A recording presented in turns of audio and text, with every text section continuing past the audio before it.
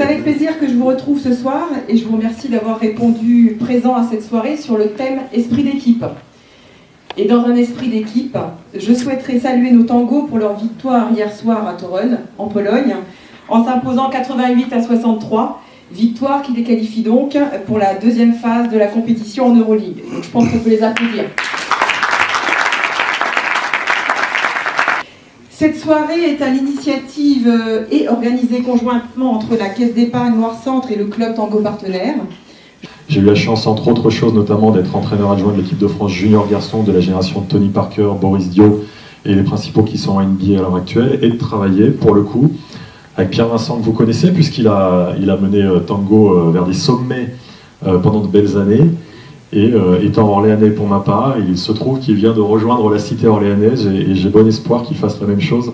Le coaching sportif, ça intéresse pas mal de gens en entreprise.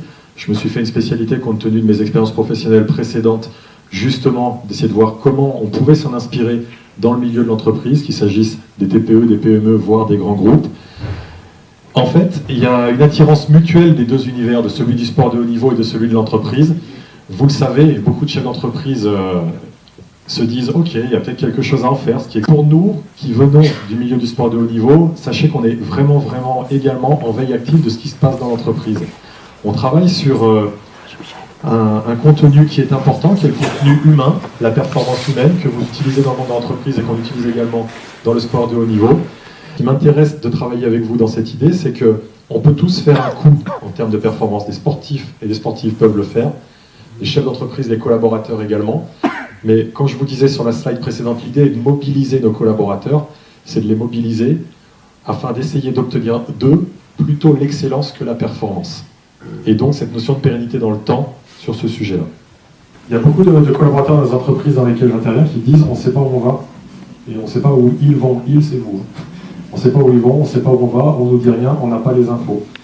Pour créer les conditions de la cohésion que vous évoquiez, tous les chercheurs qui ont fait ça, notamment dans les équipes de sport collectif, ont mis en évidence qu'il y a un élément qui est clé pour développer la cohésion, c'est la clarification des rôles.